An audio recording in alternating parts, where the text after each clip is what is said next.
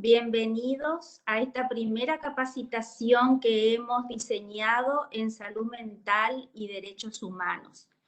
En primer lugar, yo quiero agradecer el inmediato sí que me dijo Analía Rach Quiroga cuando le propuse hacer esta capacitación. Y realmente lo valoro muchísimo, no porque ella esté presente en este momento escuchando, sino porque realmente conozco de su compromiso con los derechos humanos, especialmente en el tema de salud mental. Y valoro aún más ese sí, porque significa la comprensión acabada de que en este, como en tantos otros campos y materias, solos no podemos. El trabajo de equipo es lo que se debe implementar y es lo que nos da frutos. En el tema de salud mental convergemos agentes del Poder Ejecutivo y del Poder Judicial, como en tantos otros temas.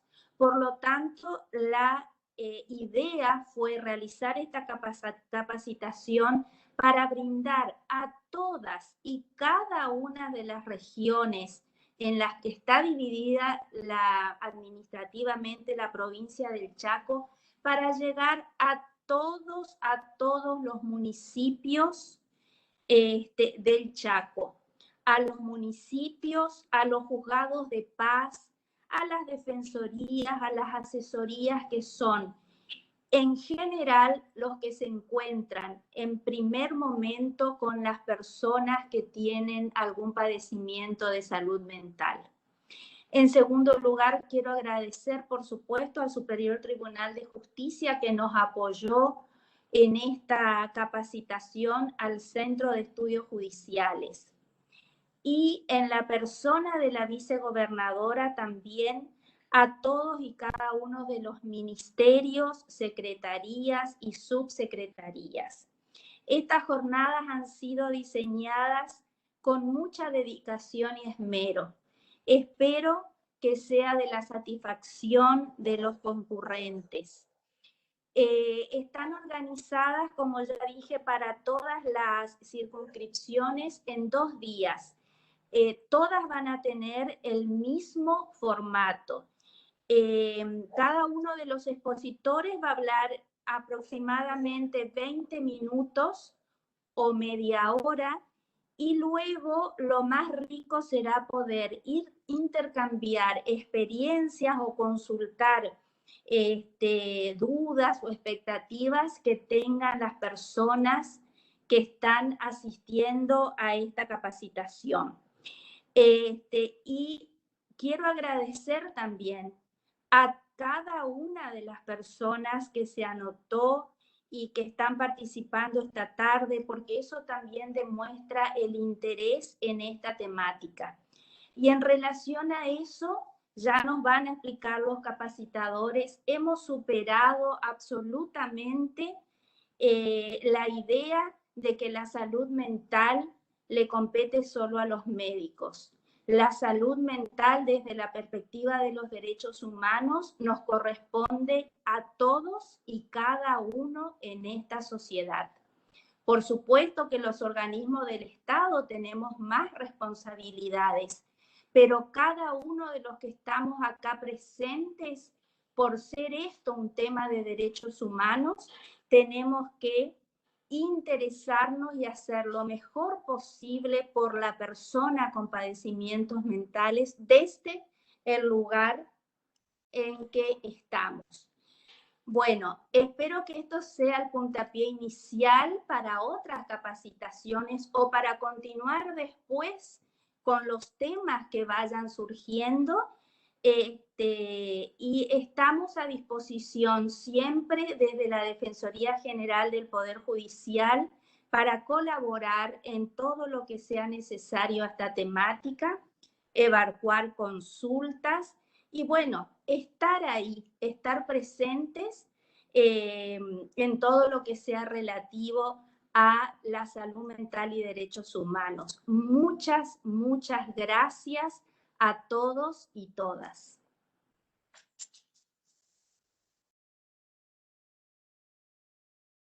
Bien, muchas gracias, doctora Alcalá. Escuchamos, vicegobernadora.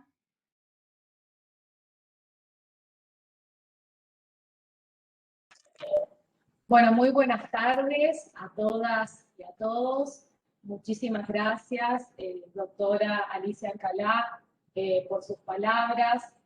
Para mí es un placer enorme poder estar hoy aquí participando de manera remota, que es conforme los protocolos que nos impone, que debemos respetar la pandemia por el COVID-19, pero que nos ha permitido poder avanzar incluso durante el 2020 y pensarnos también en este 2021 en un contexto en el que tenemos que seguir trabajando bajo esta modalidad, pero que no sea un motivo para dejar de hacer, sino todo lo contrario, que nos motive a seguir haciendo, sobre todo en un contexto de pandemia donde sabemos que la salud mental de todos y de todas también ha sentido el impacto del aislamiento, del distanciamiento y todo lo que trajo aparejado. Así que yo la verdad que desde el primer momento que usted, doctora, nos propuso y participamos de esa primera reunión, aquí me acompaña Silvana Pérez, que es la secretaria de Derechos Humanos y Géneros de la provincia, desde el primer momento en que nos propuso esta iniciativa, nos pareció muy importante, nos pareció necesario y nos parece prioritario poder trabajar en un proceso de formación en la temática de derechos humanos y salud mental conforme al nuevo paradigma que establece la Ley Nacional de Salud Mental y, por supuesto, la adhesión mediante la ley provincial. Generar estas instancias de formación, de capacitación, que sea interpoderes, porque tal como decía recién, la cuestión y la temática de la salud mental nos incumbe a todos y a todas, y con más razón a quienes estamos ocupando un lugar de enorme responsabilidad en los poderes del Estado. Entonces, esta iniciativa que se trabajó luego de manera conjunta entre el Poder Judicial y el Poder Ejecutivo, y que se inicia hoy, y que tiene como destinatarias a las 10 regiones administrativas de nuestra provincia, que hoy estamos iniciando por la región número 10, pero que vamos a llegar a todas y cada una. ¿Qué quiere decir con esto?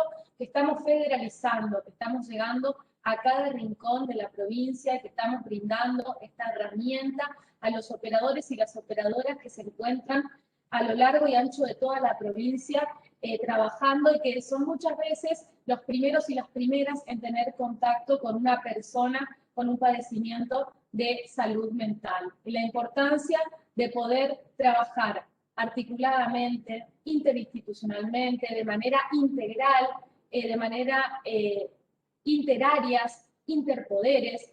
Entonces, esta capacitación tiene esos objetivos, digo yo, ¿no?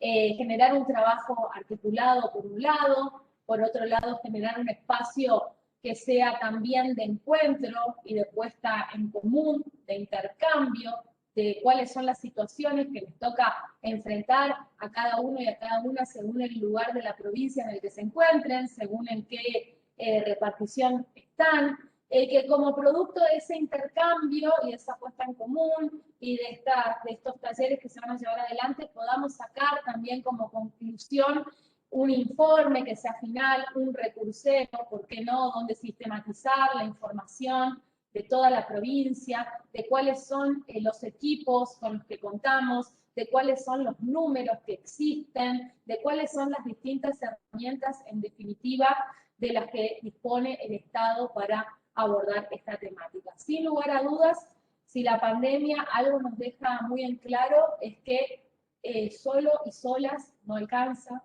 que necesitamos entendernos, comprendernos en un trabajo que sea en red, fortalecer el trabajo en red, y sin lugar a dudas de esta manera vamos a estar garantizando intervenciones por parte del Estado que sean más eficientes y sobre todo que sean respetuosas de los derechos humanos de todos y todas las personas de nuestra provincia. Así que yo celebro el inicio de esta capacitación desde la vicegobernación, desde la Unidad de Políticas para la Igualdad, en conjunto con todas las áreas del Poder Ejecutivo que van a estar participando. Reiteramos nuestra predisposición para seguir trabajando en conjunto y tal como lo decía recién la doctora Alcalá, que este sea el inicio de muchas otras jornadas, talleres, capacitaciones que estaremos realizando en conjunto. Muy bienvenidos y bienvenidas y muchas gracias.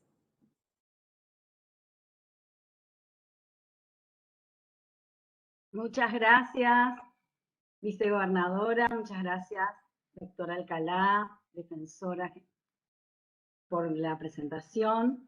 Y ahora entonces presentamos y escuchamos a los expositores de las jornadas de hoy, si les parece. En primer lugar, la licenciada Carolina Fule, secretaria de Derechos Humanos, quien se referirá a salud mental y derechos humanos, cambios de paradigma. Luego escucharemos a la licenciada Josefina Vittel y al licenciado Diego Collantes, del Ministerio de Salud Pública, quienes se referirán a nociones generales básicas sobre salud mental y consumos problemáticos, abordaje comunitario, intersectorial y redes. Entonces, ahora la licenciada Carolina Fule.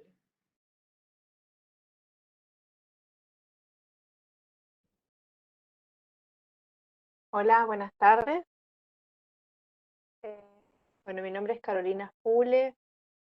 Yo trabajo en la Secretaría de Derechos Humanos y Géneros. Y bueno, como anticipaban, la idea es al menos plantear algunos puntos lo más brevemente posible, pero algunos puntos que tienen que ver con la transformación y el cambio paradigmático que la ley de salud mental, pero en realidad antecede y fundamenta, ha sido el motor de la ley de salud mental, que tiene que ver con procesos y transformaciones anteriores que fueron movilizando y motorizando familiares, usuarios, organismos, instituciones del Estado y no estatales, procurando, digamos, mejorar la atención de las personas con problemas de salud mental, los dispositivos, las prácticas y sobre todo las respuestas del Estado, ¿no? Las escuchaba a la doctora Alicia Alcalá, a la vicegobernadora, cuando planteaban estas dos cuestiones fundamentales, que son una de las cuestiones fundamentales que plantea la ley, que es que la salud mental no es un asunto solo de medios, y esta cuestión de la importancia de la intersectorialidad y la interagencialidad, ¿no? Y recordaba una frase de las organizaciones de familiares, un lema que tienen: la salud mental no es cosa de locos, sino cosa de todos. Como para, me acordaba de lo que planteaban ellos. Y bueno, una de las cosas que quería plantear ahí, que antecede a la ley, pero que aún está vigente en muchas prácticas, y tiene que ver con un prejuicio de base histórico en lo que es el marco de la salud mental, que es la peligrosidad del loco. Nosotros venimos arrastrando históricamente el prejuicio de que el loco o las personas con problemas de salud mental, incluso con consumo de sustancias, es peligroso. Y este estigma, este prejuicio, se tradujo en prácticas casi automáticas, históricas, de institucionalización, encierro y marginación. Tres cuestiones han sostenido históricamente la mirada de la salud mental desde la peligrosidad. Y uno fue la hegemonía de las instituciones manicomiales y la exclusión como respuesta inmediata frente a un problema de salud mental. Otro fue la exagerada utilización de la incapacidad jurídica de las personas con problemas de salud mental. Y un tercer factor fue justamente la falta de políticas sociales, educativas, laborales, comunitarias, sanitarias, para resolver y trabajar la complejidad de un problema de salud mental. Los tres factores fueron haciendo un entrado que fueron colocando históricamente, como les decía, a una persona con problemas de salud mental como enfermo, como peligroso y como incapaz, produciendo lo que se llama una mirada tutelar, y esto ha sido un cambio paradigmático importante, la mirada tutelar sobre las personas con problemas de salud mental. La mirada tutelar es aquella que quita autonomía a la persona. Antes de la ley de salud mental, incluso de la reforma del Código Civil y Comercial, antes la persona, digamos, era el Estado quien decidía por el sujeto y el desarrollo de su vida, en lugar de la persona. Es así como la persona se diagnostica y restringido automáticamente sus derechos.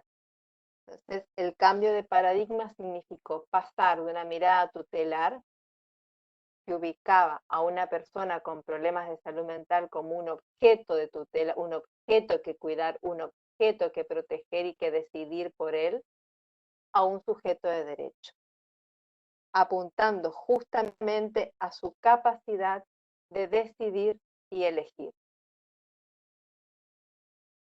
La Ley Nacional de Salud Mental 26657 fue sancionada en el año 2010 y reglamentada en el año 2013. Y esta ley tiene distintos antecedentes. Yo nada más quisiera, para comprender el alcance de esta ley y los fundamentos en los que se asientan, después mi compañero de salud, mis colegas, que van a poder comentar y tirar algunas líneas en relación a lo que plantea específicamente la Ley Nacional de Salud Mental y la Ley Provincial, pero como antecedente, solo para nombrarlos y poder tener un panorama, está la Declaración de Caracas, en el año 1990, que básicamente plantea la reestructuración de la atención psiquiátrica en América Latina y plantea la internación, que la internación como única modalidad asistencial no permite alcanzar los objetivos de una atención comunitaria, descentralizada, participativa, integral y continua. Luego están los principios de las Naciones Unidas para la protección, que plantea básicamente como derechos la vida de la comunidad, ¿verdad? La importancia de la cultura y la comunidad, entre otros. Bueno, investigaciones estadísticas y epidemiológicas de la Organización Mundial de la Salud y de la OPS, que básicamente plantean la importancia de trabajar en la brecha, en la distancia que existe entre el problema de salud mental y el acceso a los dispositivos de salud. De lo que se trata, y tienen que hacer los estados, es acortar el máximo posible del acceso de la persona a un servicio de salud. Un informe del FELS, otro antecedente, que plantea que el encierro, el efecto devastador, el CELS habla en términos de sobrevivientes a las personas con problemas mental, que lleva muchos años en instituciones institucionalizadas. Otro antecedente es la ley 26061, que es la ley de protección integral de niñas, niños y adolescentes, que básicamente lo que plantea esta ley es que lo plantea el niño o la niña como sujeto de derecho, y que debe ser oído y que su opinión sea tenida en cuenta. Además que promueve la mirada comunitaria, intersectorial, social, la construcción de redes y de sistemas de apoyo.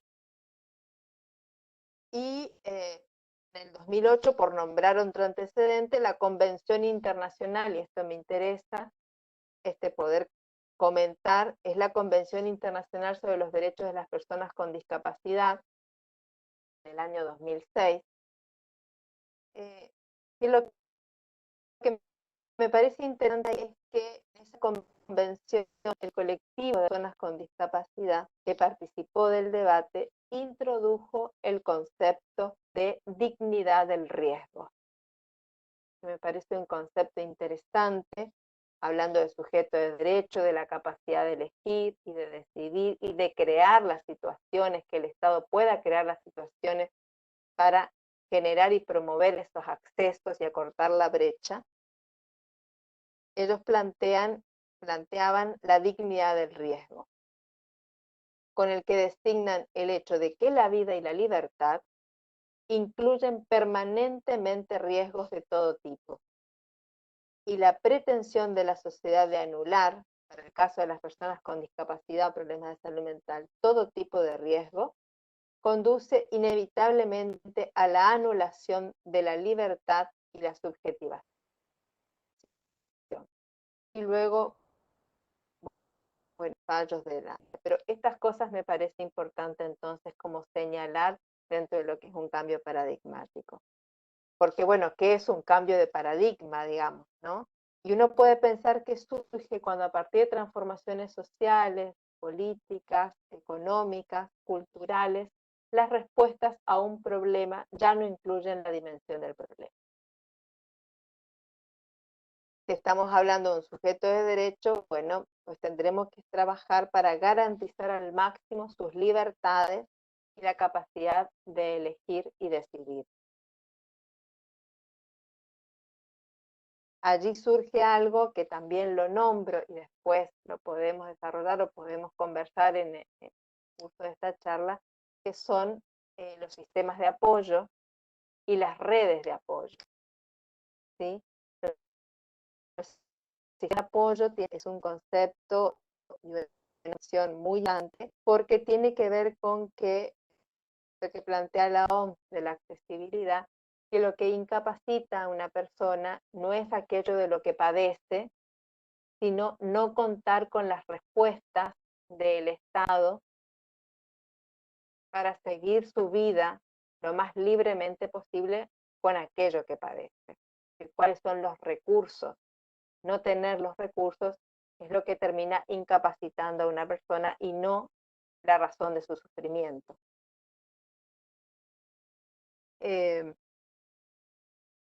Estos sistemas de apoyo, les decía, están los sistemas de apoyo y las redes de apoyo, que es una de las cuestiones que motivaron estos encuentros, poder dentro de estos puntos de reconocimiento de una persona con problemas mentales o con padecimientos mentales, su capacidad de elegir, capacidad de decidir su vida en comunidad, su vida social, sus lazos afectivos, lo intersectorial, lo interdisciplinar, qué sistemas diseñar para que esa persona pueda vivir libremente y tener al alcance las respuestas necesarias para poder hacerlo.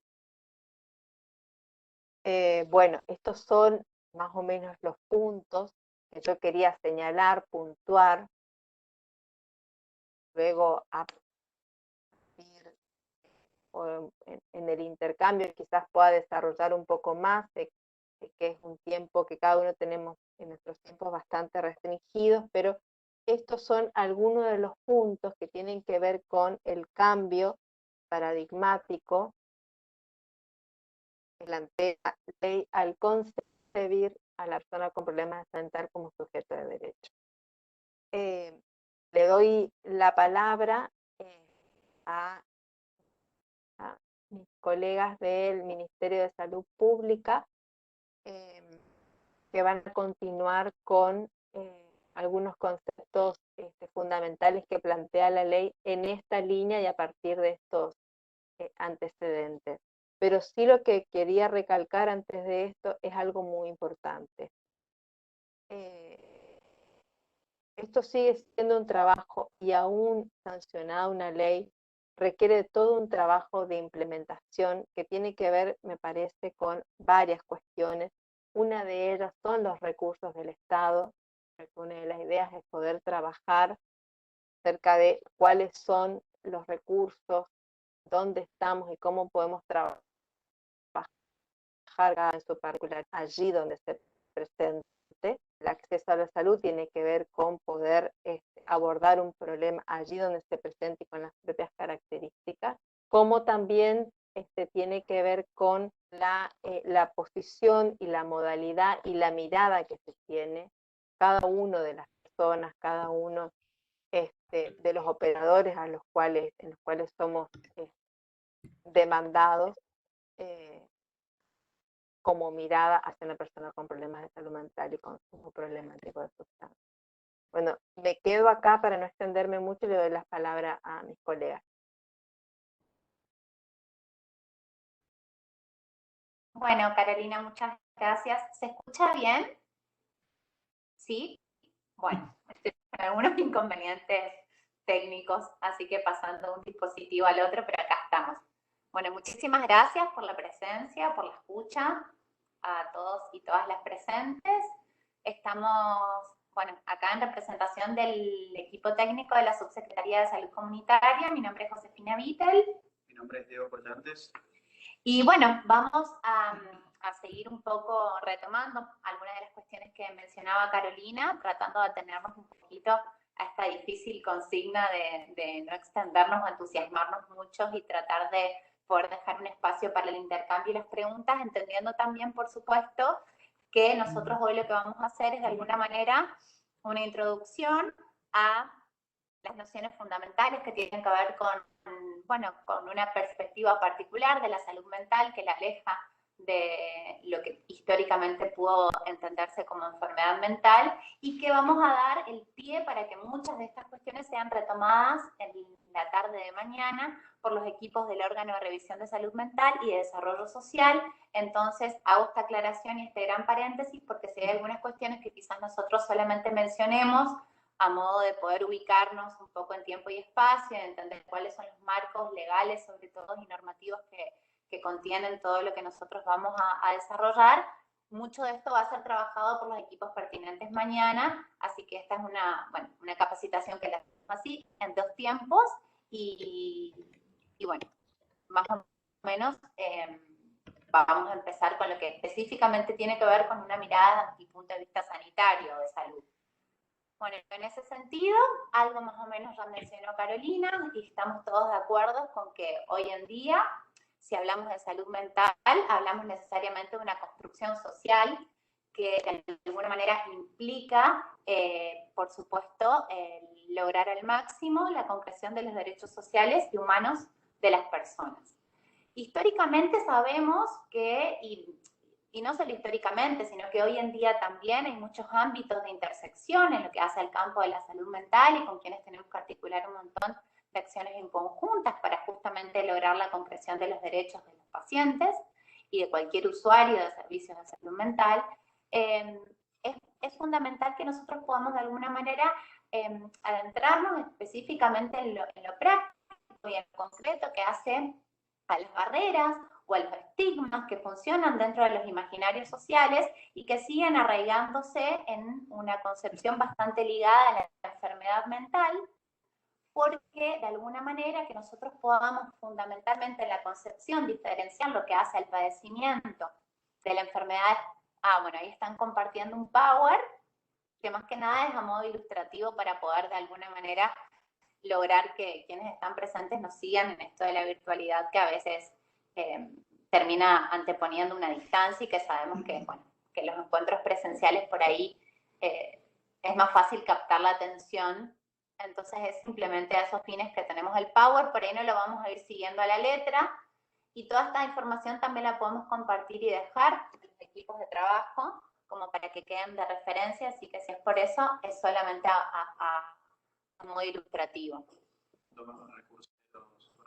Junto con los recurseros correspondientes, que en eso retomamos un poco la propuesta de nuestra vicegobernadora, la idea es que estos encuentros culminen en la articulación concreta y específica y que esto pueda estar plasmado en herramientas de trabajo como recurseros intersectoriales, interinstitucionales, intervienen varios ministerios, pero también tenemos la colaboración de distintas áreas municipales, entonces poder de alguna forma plasmar todos estos recursos y los distintos referentes que tenemos en cada una de las áreas me parece que va a agilizar mucho más el trabajo. Que de alguna u otra manera sabemos que nos convoca acá no solo hablar de salud mental y derechos humanos, sino lo específicamente difícil que es de alguna manera en el caso concreto, en el día a día, en las dificultades que surgen al tener que enlazar muchas veces en urgencia distintas intervenciones, el no saber a quién llamar, el no saber con qué dispositivos contamos, el no saber de alguna manera ante qué nos encontramos cuando tenemos que intervenir con alguna persona que de alguna manera aporta algún diagnóstico de salud mental o refiere que ha tenido antecedentes de tratamiento. Entonces, si de alguna manera nosotros decimos que tenemos que pensar una deconstrucción, cierto proceso que implica romper un poco con algunas cuestiones que sobre todo se anidan en estigmas o en prejuicios, bueno, vamos a hablar de alguna manera de la salud mental como algo que es necesariamente pensado desde la salud en su máxima expresión, que es necesario, como dijimos, vincularla no solo a los padecimientos, sino también, bueno, como lo establece la ley, es necesario que podamos partir de la presunción de capacidad de las personas. Entonces, en este sentido, cuando nos encontremos ante la necesidad de intervenir con pacientes que de alguna manera aporten un diagnóstico de salud mental, es decir, a referencias que tienen algún certificado de discapacidad, por ejemplo, o que realizan tratamiento en algún otro lugar, o que resulte muy evidente en la intervención que existen algunas cuestiones de desorganización respecto de su estado de salud y psíquico, y uno pueda presumir que se trata de alguna persona con algún padecimiento mental, que eso no nos autoriza de ninguna manera a presumir que existe algún riesgo de daño o incapacidad, y mucho menos que de alguna forma esta persona, por ser portadora de algún diagnóstico, eso de alguna manera define su identidad o debe ser abordada específica y hasta exclusivamente por servicios especializados, como podría pensarse el servicio de salud mental del Hospital Ferrando. ¿Por qué digo esto? Porque de alguna manera Carolina habló de sistemas de apoyo, de trabajo en red, de la importancia de la intervención de todos los actores y actoras de la comunidad y de los distintos estamentos, tanto de las distintas áreas del Poder Ejecutivo como judicial y los distintos actores municipales. Entonces, si de alguna manera nosotros estamos dando participación y voz y voto para todo lo que tenga que ver con ampliar garantías y derechos de pacientes y usuarios y usuarias de servicios de salud mental, por supuesto que estamos reconociendo que los hospitales generales, con sus servicios específicos dedicados al abordaje de las problemáticas agudas, son solamente eso, es decir, áreas específicas dentro del sistema sanitario que, si bien cumplen un rol esencial y fundamental, es solo en determinadas situaciones donde los pacientes de alguna manera requieren intervenciones específicas acotadas en el tiempo. Esta es una cuestión fundamental que la ley también introduce, que de alguna manera la patología en su cuadro agudo, es decir, descompensado, con requerimiento de internación, debe ser abordada en el marco de un hospital general, es decir, no en el marco de instituciones monovalentes, exclusivas, los llamados psiquiátricos. Pues no, es necesario que estos abordajes sean en los hospitales generales, en equipos interdisciplinarios conformados a tal fin y por un periodo acotado de tiempo que lo definirán los equipos tratantes en función de las características de cada paciente. Entonces, ¿qué decimos de alguna manera con todo esto? Que no estamos autorizados a presumir riesgo de antemano, riesgo de daño, de incapacidad, peligrosidad, que quizás es otra de las cuestiones que están como muy asociadas desde el prejuicio o desde el temor, muchas veces el no saber qué hacer o el tener miedo a intervenir, porque de alguna u otra manera el constituirse como usuario de un servicio de salud mental lo pueda configurar potencialmente en alguien peligroso. Sabemos que eso tiene que ver sobre todo con temor y que muchas veces, bueno, uno tiene que hacer un gran trabajo con eso, no significa que uno se desprende simplemente de estas cuestiones que que sostienen a veces algunos estereotipos que se repiten socialmente, culturalmente, pero es importante que, por lo menos esa es nuestra idea hoy, poder transmitir, de que la patología o el padecimiento mental no siempre alude al periodo agudo, que en caso de ser así, uno articula con los equipos interdisciplinarios específicos, que eso no necesariamente deriva siempre en una internación como criterio del equipo, que muchas veces los tratamientos se pueden sostener de manera ambulatoria, y que para el sostenimiento de los tratamientos ambulatorios es necesario la conformación de una red, porque de alguna manera los servicios de salud no pueden llevar adelante tratamientos ambulatorios sin la colaboración del entorno familiar, social, comunitario de la persona. Sí, y en ese sentido también es fundamental pensar en relación a este concepto de los sistemas de apoyo que se mencionaron varias veces ya, que no se limita solamente a lo institucional y a los entes del Estado, sino que justamente como se apunta a la inserción, a la integración de las personas con padecimiento mental o con consumo problemático, que eso también es algo importante decir, que el concepto de salud mental amplía los límites también a las situaciones de consumo problemáticos. Es importante integrar en estos sistemas de apoyo algo que tiene que ver con la comunidad, lo familiar, lo barrial y distintas otras entidades que pueden ser ONGs o distintas instituciones que no tengan que ver específicamente con las instituciones del Estado, pero que sí son importantes desde esta perspectiva de restitución de derechos, que participen en las intervenciones y en la integración de las personas con padecimiento mental. Así es, entonces de alguna manera,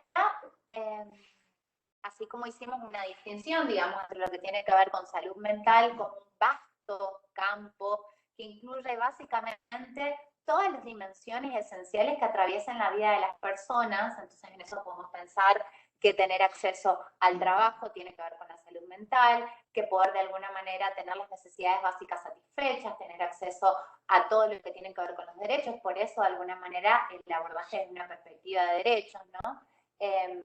También es necesario que nosotros hagamos una disrupción entre lo que tiene que ver con adicciones, como un gran concepto sobre que encima está muy ligado a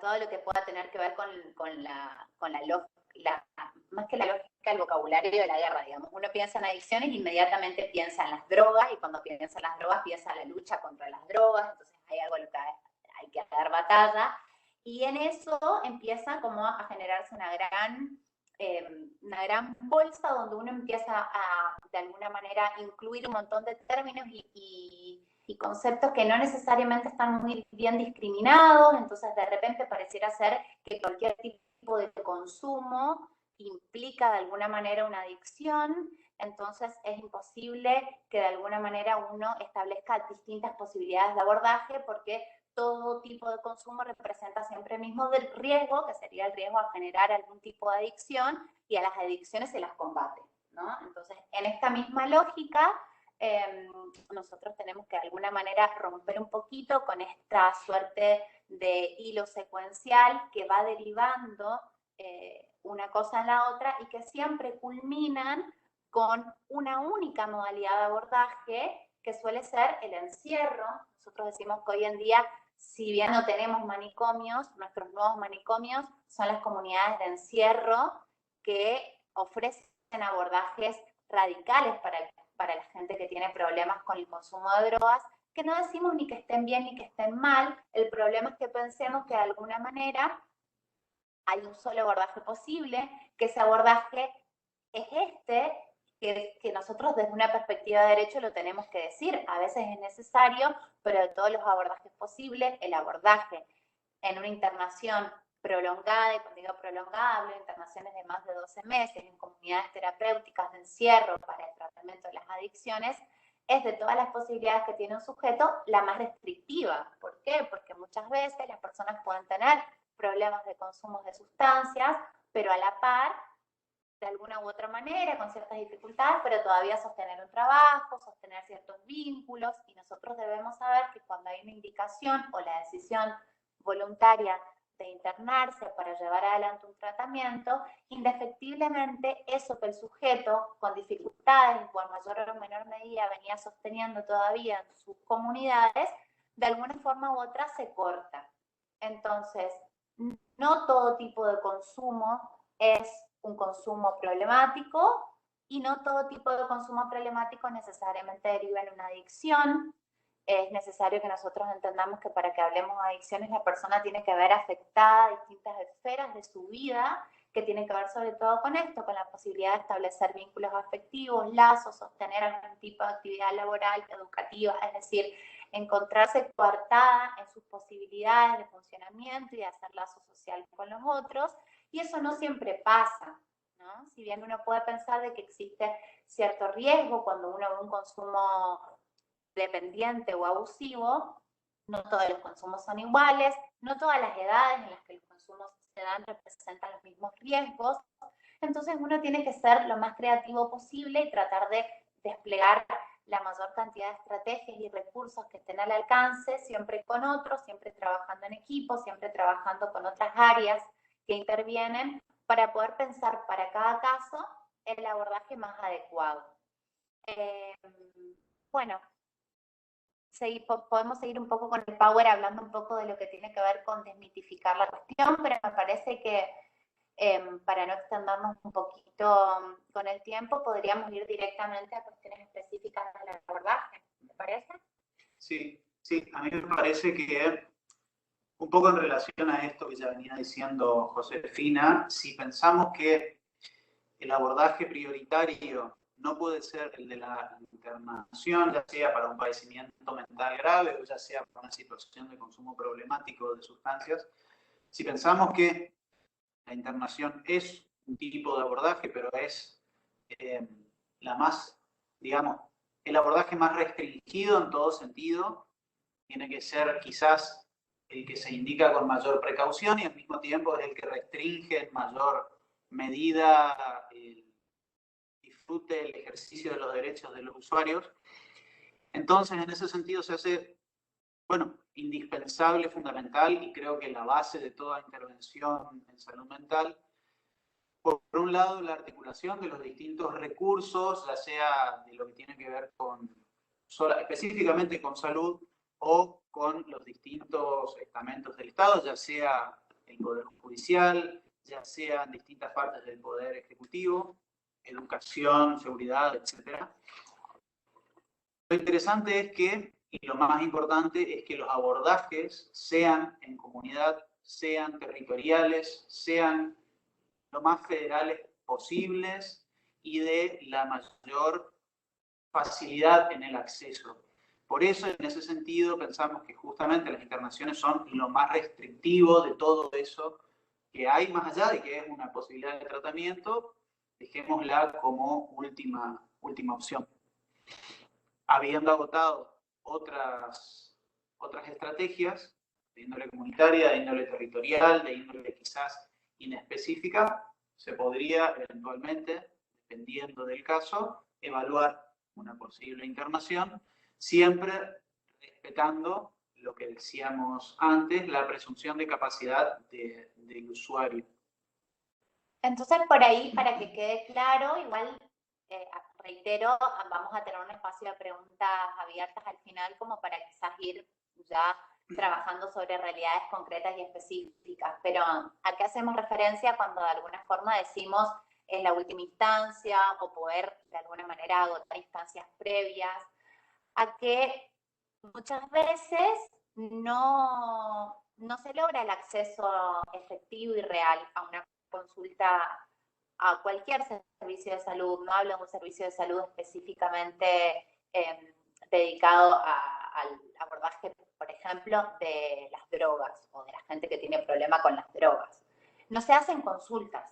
A veces pasa que de alguna manera surge el emergente en el contexto educativo, ¿no? O en algún grupo de la iglesia, alguna persona manifiesta que tiene un familiar con problemas con las sustancias. por ahí no suele pasar cuando se trata de otro tipo de problemáticas ligadas a la salud mental, pero particularmente en el abordaje de las adicciones o de los consumos problemáticos, hay como cierta reticencia a abordar el problema, ¿no? A preguntarle, por ejemplo, a la persona qué pasa si de alguna manera u otra tiene un problema con el alcohol, tiene un problema con el consumo de cocaína, si está consumiendo alguna sustancia, si es por eso que se lo nota de tal u otra manera. Directamente de ese tema no se habla.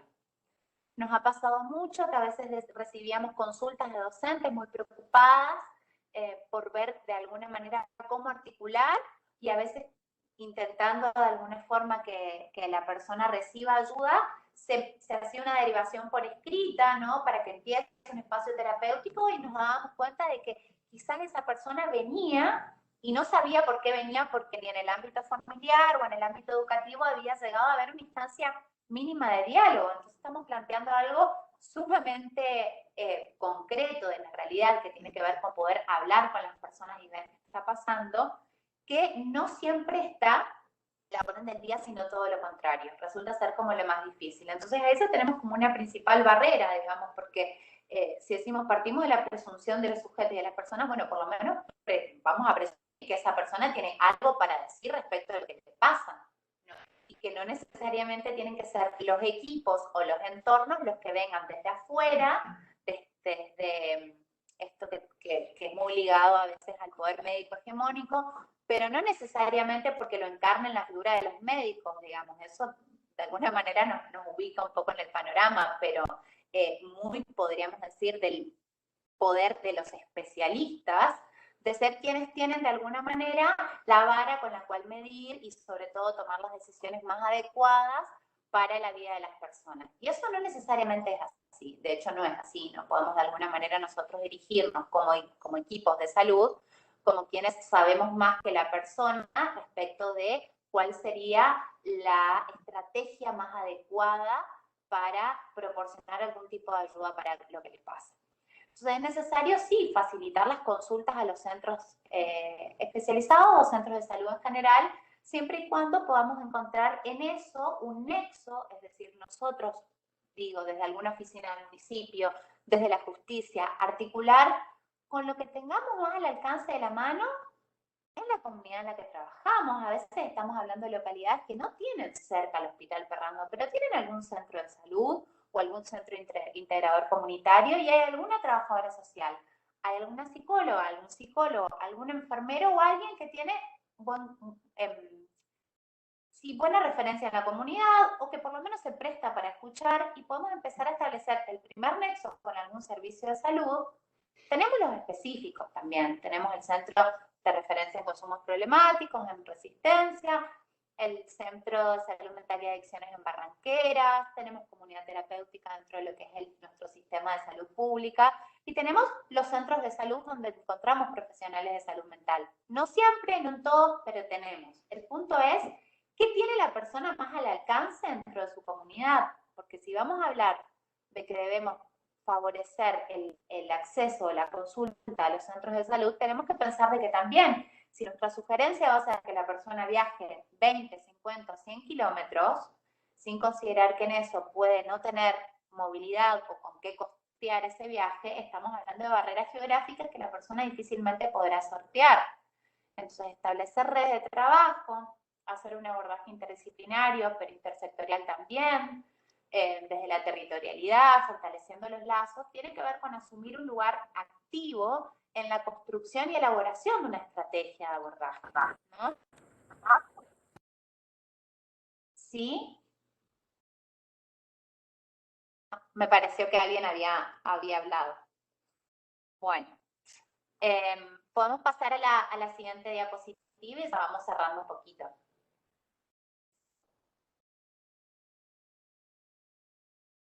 Bueno, entonces, ¿cómo pensamos los tratamientos en salud mental? Bueno, fundamentalmente deben tener el eje puesto en la inclusión social y la restitución de los lazos sociales, familiares y comunitarios.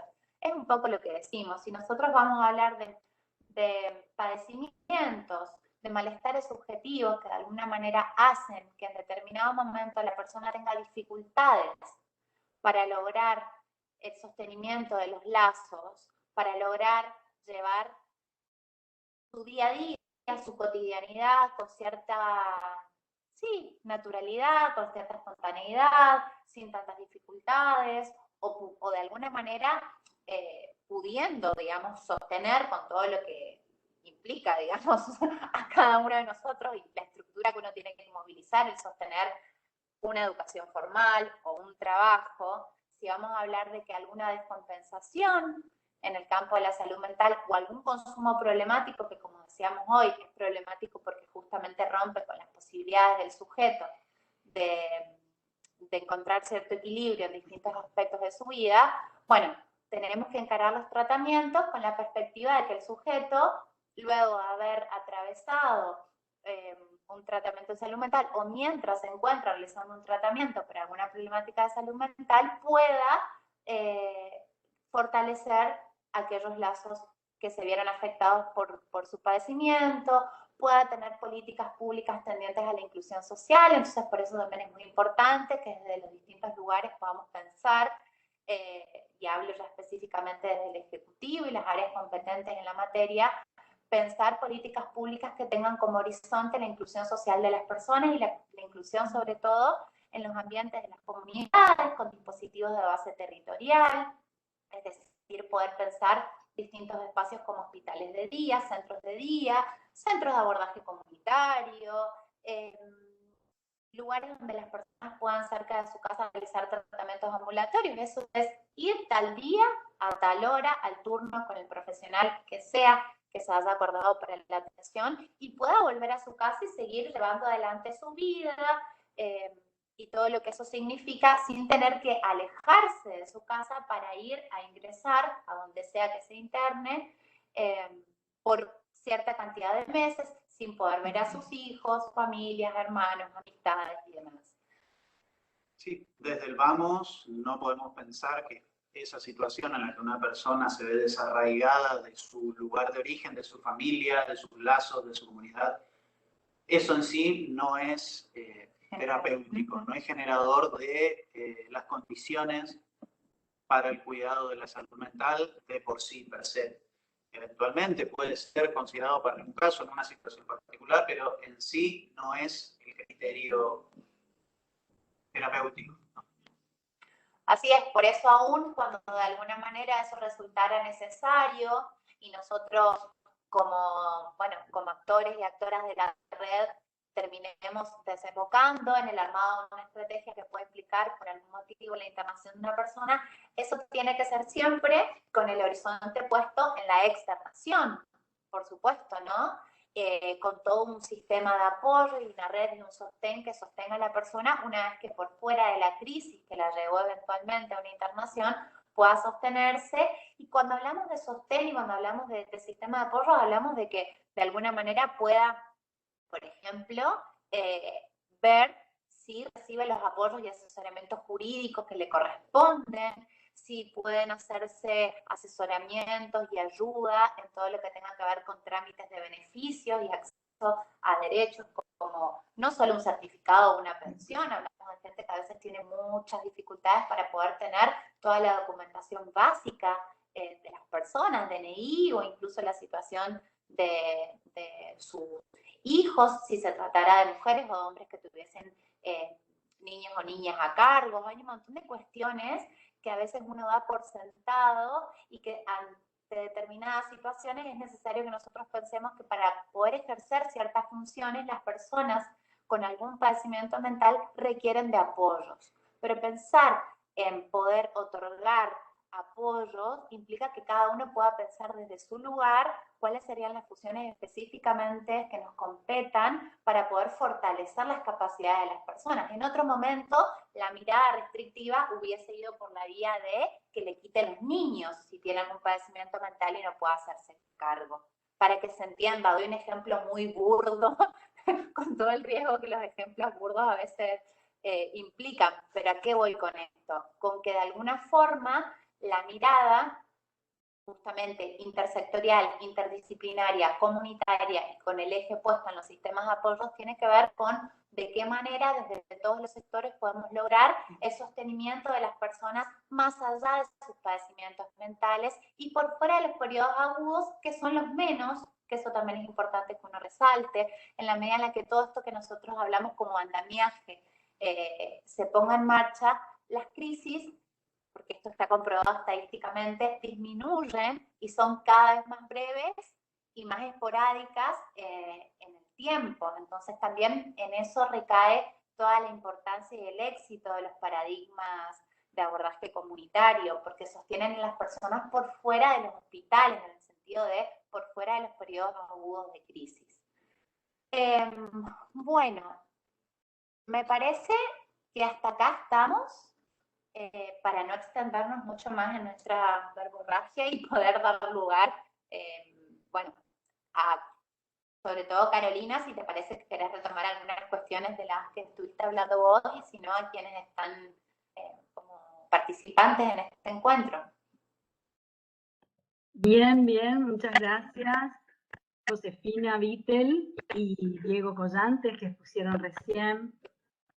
Hay una pregunta, una consulta en el chat de una persona, si quieren, no sé si les parece, leo, y a lo mejor algunas cuestiones ya fueron de alguna manera dichas por ustedes, pero una persona que se llama Rocío Carrera y dice, me interesaría saber cómo consideran las expositoras y el expositor que se debe abordar la situación de calle de personas que tienen padecimientos mentales o de personas que deciden vivir en situación de calle, pero se desconoce si tienen padecimientos mentales.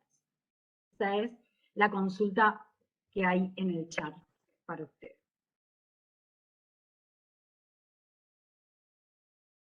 Bien. Bueno, no creo que sea una respuesta que la podamos responder en su totalidad los equipos que estamos hoy, porque me parece que sobre todo mañana los equipos de desarrollo tienen como una gran injerencia específicamente en esto, pero por lo menos desde nuestra área decimos algo nosotros, Caro, y después haces vos tu aporte. Me parece que es fundamental pensar que hay modos cuidados de generar ciertos tipos de intervenciones. El hecho de tener un padecimiento mental o asumir que una persona lo tiene o estar en situación de calle, porque hay algo ahí que dijo la persona que consulta de si toma la decisión de, o algo que daba cuenta como de tomar la decisión de vivir en la calle, no necesariamente implica, digamos, como la intervención en sí misma, digamos. Hay, me parece, ciertas situaciones que uno diría, bueno, ameritan una intervención concreta y específica. Recientemente nosotros estuvimos trabajando desde el año pasado y lo lanzamos la semana pasada, junto con la Secretaría de Derechos Humanos y el Ministerio de Seguridad y Justicia, un protocolo de intervención para las fuerzas de seguridad, que si bien no necesariamente va por esa vía, pero sabemos que muchas veces son quienes son convocados a intervenir en situaciones que se dan en la vía pública. Y bueno, este mes estaremos lanzando la capacitación para los agentes de las fuerzas de seguridad en la implementación de este protocolo. Eso está pensado para situaciones concretas que representan de alguna manera alguna conflictiva a desandar. Me parece que eso es importante también, digamos. Uno habla de la intervención por motivos de salud mental, intervención por motivos sociales, como si fuesen sinónimos, y no necesariamente lo son, aunque van enlazados la una con la otra muchas veces, y a veces nos encontramos internando o generando intervenciones por personas que se encuentran compensadas en su cuadro psicopatológico, pero de base hay razones sociales muy profundas que implican la necesidad de que como Estado se intervenga para dar alguna respuesta a la situación social, ¿no? Y no es lo mismo, por eso también hablamos todo el tiempo de la importancia de generar nuevos dispositivos, pero a la vez de poder fortalecer ciertos espacios comunitarios, si no pareciera ser que la respuesta es, de alguna manera, institucionalizar a todas las personas, ¿no? Y bueno, habría que ver cada caso en particular, porque que no todas las personas que están en situación de calle se encontrarán en las mismas condiciones, digamos, ya sea por voluntad o por cuestiones que tengan que ver con lo social o por padecimiento mental. Sí sabemos que si hay de alguna manera una situación concreta que amerita que uno puede ver una persona en un estado de angustia o de excitación psicomotriz, ya sea porque esté agresiva o tenga de alguna manera conductas que puedan representar un riesgo para sí mismo, y uno diga, bueno, sería importante que esta persona pueda acceder a un servicio de salud. Bueno, en ese sentido sabemos que son dos las vías, o el 107, que es nuestro servicio de emergencias y ambulancias, o convocar a las fuerzas de seguridad para que de alguna manera sean quienes resulten de alguna manera los facilitadores del acceso de esa persona al sistema de salud. Y en el sistema de salud se le evaluará con las limitaciones y los grandes alcances que eso tiene, pero se evaluará su estado de salud y seguramente se dará intervención a otros lugares, como por ejemplo dispositivos de desarrollo social que puedan dar una respuesta en ese sentido. Pero me parece que es algo que amerita pensarse en el caso por caso. Sabemos sí que tenemos ciertos marcos que regulan las prácticas, pero bueno, de mi parte solo hacer esas aclaraciones. El protocolo, Alicia, tiene ya número de resolución y yo voy a estar enviándolo. Sí, me parece que cada ministerio va a estar haciendo las difusiones también. Sí, para agregar, no sé si terminaste. Sí. Me parece que, digamos, me parece muy interesante la pregunta, creo que es una pregunta que va a quedar abierta seguramente, va a intentar armarse más respuestas el día de mañana, pero me parece que es un tipo de problema que necesita un abordaje intersectorial. Nosotros desde la Secretaría de Derechos Humanos y Género tenemos bastantes casos y situaciones que se plantean de personas que están en situación de calle y nos encontramos articulando tanto con los dispositivos Mirame de desarrollo social o los dispositivos correspondientes de desarrollo social, con salud mental. En general nos encontramos con situaciones donde las personas ya están registradas, hay un registro, hay una historia, hay intervenciones. Me parece que eso es importante porque lo que hacen las redes, además de contener las situaciones en el momento que se plantean y allí donde se plantean, con los recursos, digamos, posibles, además es importante reconocer cuáles son los registros y las historias de intervenciones en los casos de persona, tanto en DAME o en el tal, la persona ya pasó por esos servicios de historia, hay una historia clínica, hay informes, hay una historia de esa persona o de su familia o de sus recursos, digamos, para sostenerse si está en una situación de riesgo, ¿no? Bueno, esas cosas me parece que será importante, creo que de alguna manera también Josefina decía, poder evaluar intersectorialmente cuáles son, si hay una situación de riesgo o no hay situación de riesgo, qué características tiene esa situación, intervenir desde los distintos sectores, ¿no? Pero en general uno se encuentra con que son personas que por alguno de estos dispositivos ya ha circulado. Y hay una historia de intervención y una mirada ya como diagnóstica de la situación.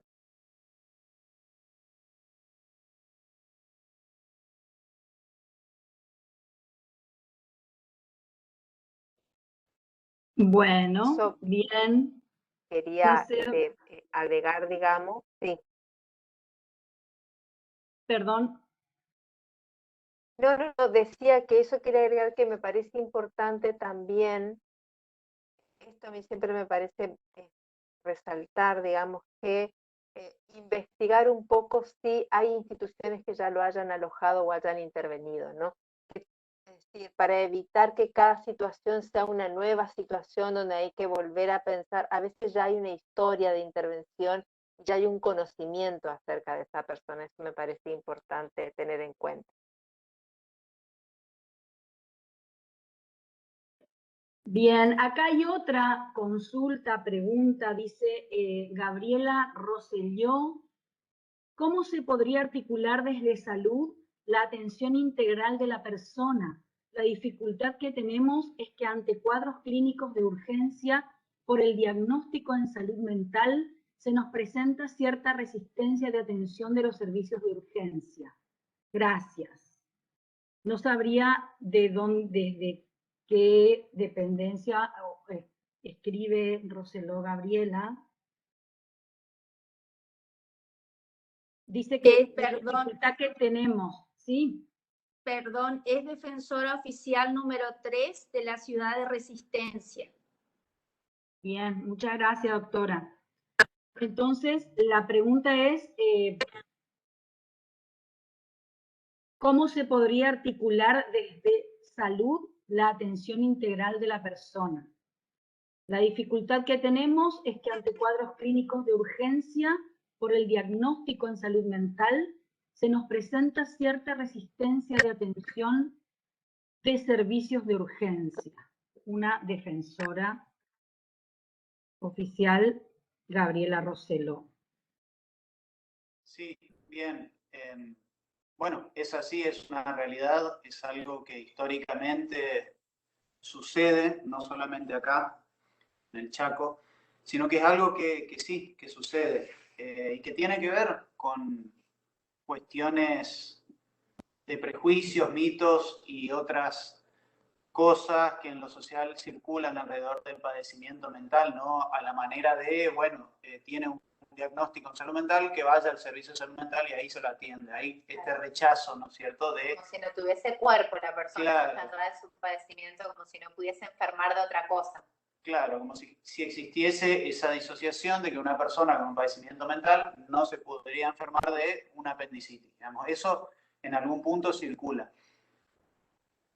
Nosotros desde la subsecretaría, justamente porque conocemos esta realidad y es algo sumamente común y grave al mismo tiempo y que sucede todo el tiempo, estamos trabajando al mismo tiempo con distintas aristas y distintas vías, ¿no es cierto?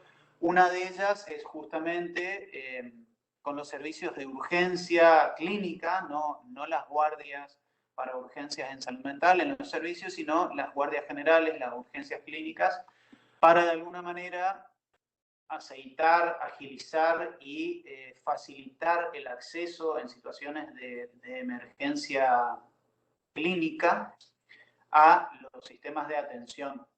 Eso es algo en lo que estamos trabajando, que también tiene que ver de alguna manera con el protocolo de la intervención de las fuerzas de seguridad que decía Josefina, también tiene que ver con eso porque es parte de la articulación salud y seguridad, pero fundamental, el trabajo fundamental es interno en los servicios de salud y en los hospitales generales, ya sean de alta complejidad o de mediana baja complejidad. Es algo que estamos abordando y que efectivamente y esto es así, tiene que ser así, tiene que hacerse cumplir, ante una emergencia, una urgencia clínica, el resguardo de la integridad física y de la vida es lo que prima. Por lo tanto, el primer acceso al centro de salud tiene que ser por la Guardia General, no por el servicio de salud mental en caso de que exista en ese centro de salud.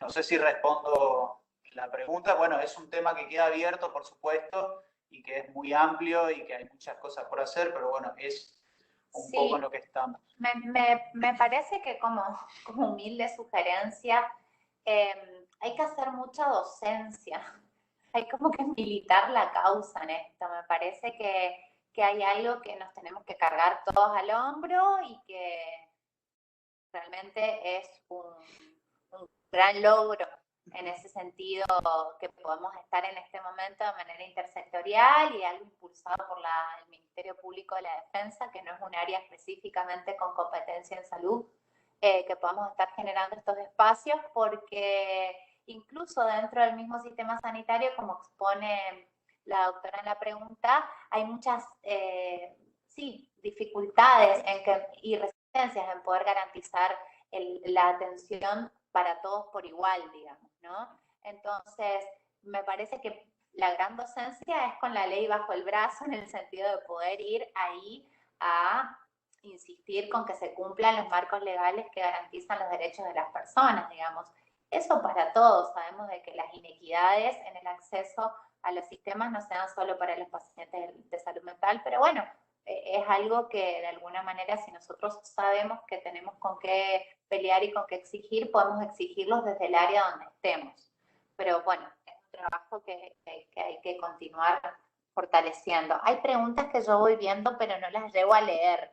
No sé si... No. Bien, sí. Yo le quería preguntar a la doctora Alcalá, ¿le parece? Hay 3, 4 consultas más. ¿Le parece que las seguimos leyendo? Doctora. Sí, habría que ver si las preguntas que siguen, que yo algunas también las puedo ver, no tendrían que ser contestadas también mañana por desarrollo. No sé si en esta oportunidad se pueden contestar todas. Fíjate vos, Carolina, que las tenés ahí. Bien. Sí, hay una persona, Vilma Aguirre, que es presidente del Consejo de Margarita Belén, que dice excelente exposición. Querría si nos pueden enviar los protocolos que se utilizan a nuestro correo. Eso le interesaría a ella. Por ahí nos pueden pasar a nosotros y nosotros les pasamos.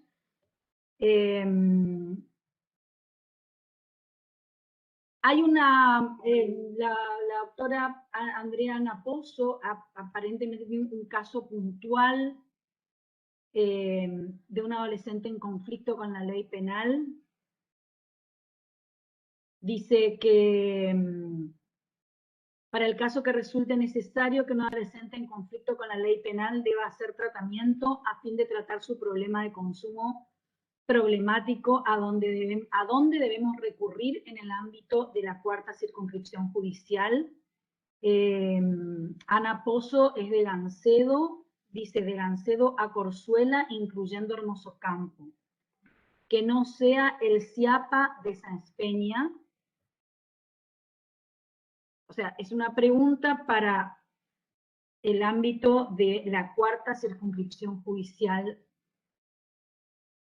No sé, doctora Alcalá, si a usted le parece que tenemos para evacuar la consulta. En realidad, para la cuarta circunscripción judicial está organizada otra jornada, creo que es la región número 9, me parece.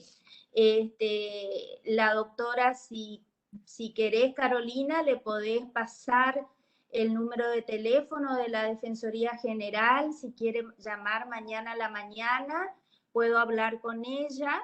Pero bueno, esta capacitación era para la región 1, que son los municipios que vos nombraste al principio. La región 10 estamos. Perdón, región 10, sí. Ok. Con todo gusto, dale el número de la Defensoría General. Vamos a ver el caso particular que ella está planteando, a ver si la podemos ayudar. Sí, bueno. Como una cosita nomás, Alicia, a esto sí. que decías.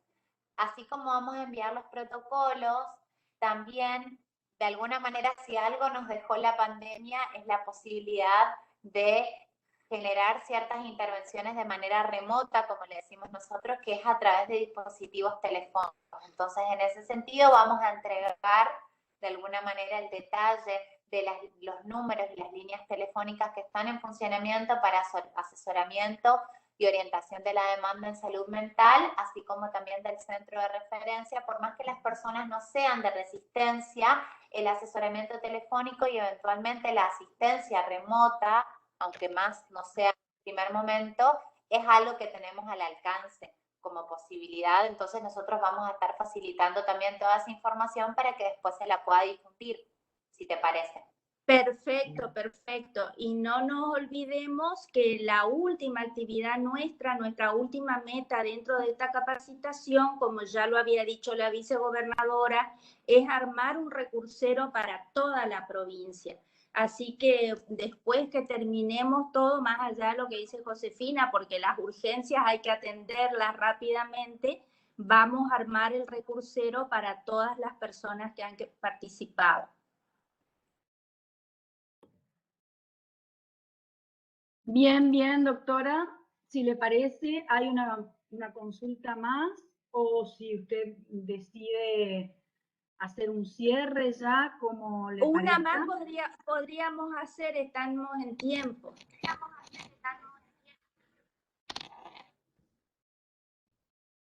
Bien,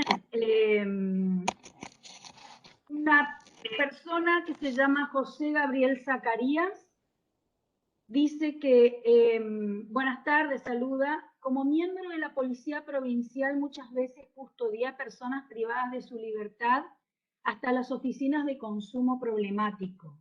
Si bien ellos realizan un tratamiento con orden judicial o a pedido mismo, mi duda es por qué abandonan los tratamientos dichas personas cuando recuperan su libertad. ¿Se hace un seguimiento sobre ellos? Pregunta. A pesar que sabemos que dicho tratamiento requiere gran voluntad del paciente. El señor es Gabriel Zacarías y aparentemente es policía provincial, está participando. Bueno, muchas gracias por la consulta. Caro, ¿ibas a responder vos? No, yo solamente hago de moderadora. Ah, perdón. ¿No? Carolina Fuller. A la otra Caro, porque me pareció que activamos el micrófono al mismo tiempo, ¿no? Bueno, no, que iba a decir que, bueno, muchas gracias por la consulta, seguramente ejemplifica una situación en particular, o al menos algunas situaciones en particulares. No podemos de eso hacer una regla general, porque no corresponde. Habría que pensar, me parece que no es un detalle menor, por supuesto, que el contexto de encierro puede otorgar un marco que sostenga casi como obligatorio, por no decirlo como obligatorio, a un tratamiento, más cuando hay una orden del juez por medio. Y eso no está mediando, o es mejor dicho, lo único que aplaza a una persona a un tratamiento, una vez que eso deje de estar, el tratamiento caerá. El punto es que de alguna forma u otra, no solo la voluntad de tratamiento, sino que de alguna manera haya ahí algo para trabajar en relación a ese consumo.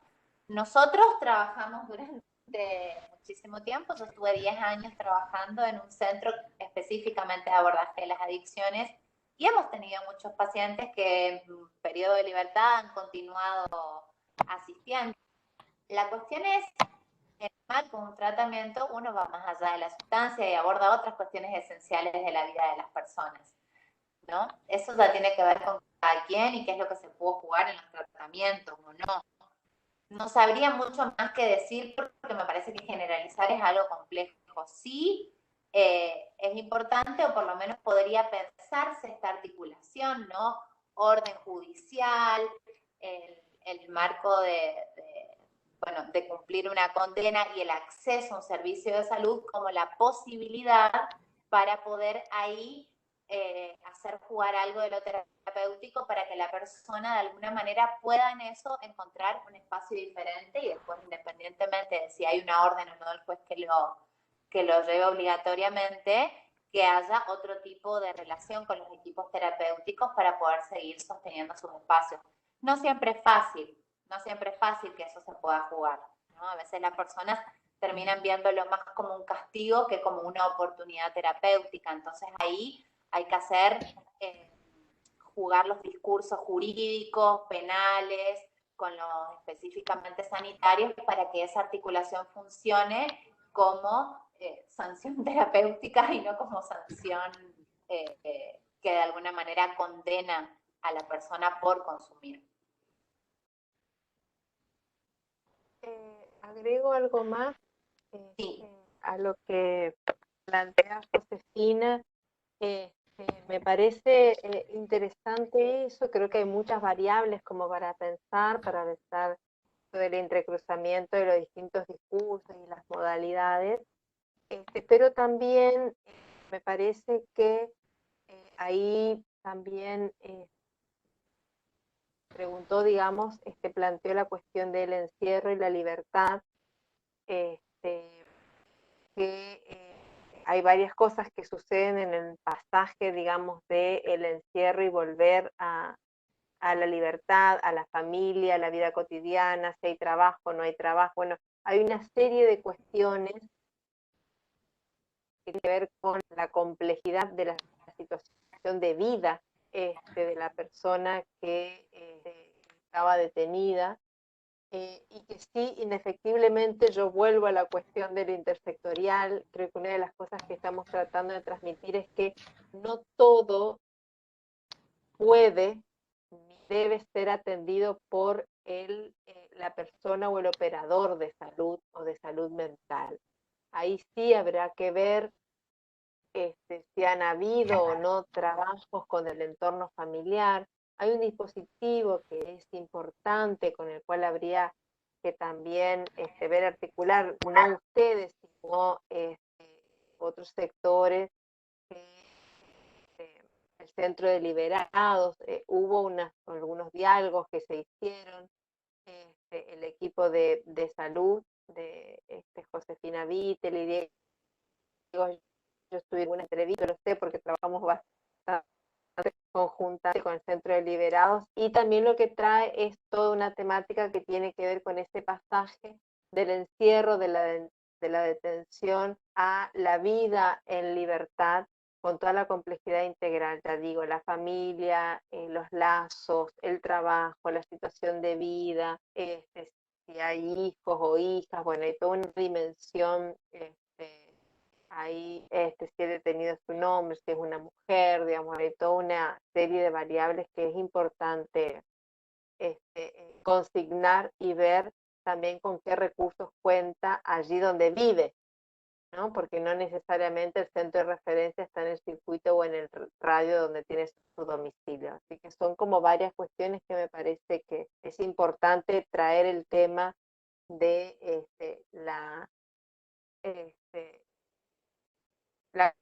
continuidad de los la libertad. Así que gracias, porque me parece que es muy interesante la pregunta como para trabajar y poder pensar en esto.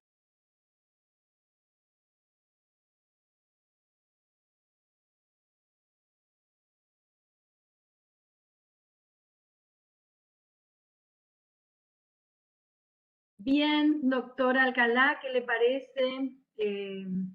Seguimos, hay una pequeña participación o pregunta más y terminamos, o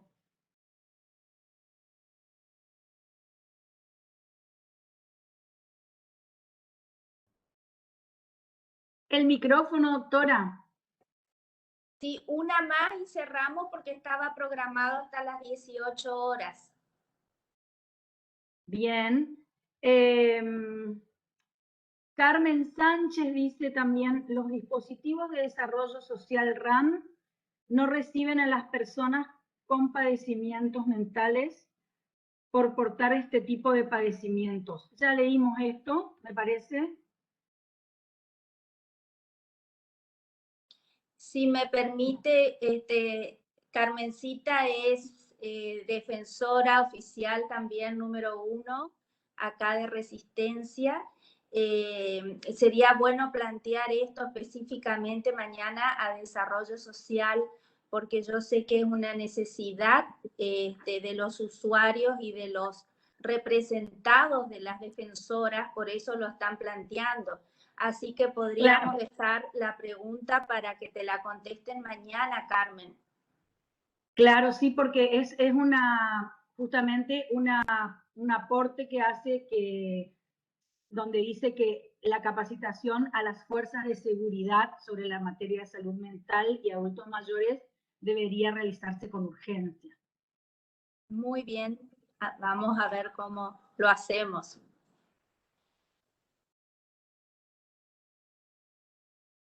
Carolina, si te parece, podemos terminar la jornada agradeciendo a todos y a cada uno, y nos veremos mañana seguramente con más preguntas e inquietudes. Yo ya fui anotando aquellas que eran dirigidas para desarrollo, así que ya les voy a ir adelantando para que hagan la tarea y tengan la respuesta si la pueden dar. Perfecto, doctora. Nos encontramos entonces mañana a las 16:30 para continuar con este lindo espacio sobre derechos humanos y salud mental. Muchas gracias. Gracias Josefina, Diego y Carolina. Muchas gracias a todos y a todas. Hasta luego. Buenas tardes. Buenas tardes.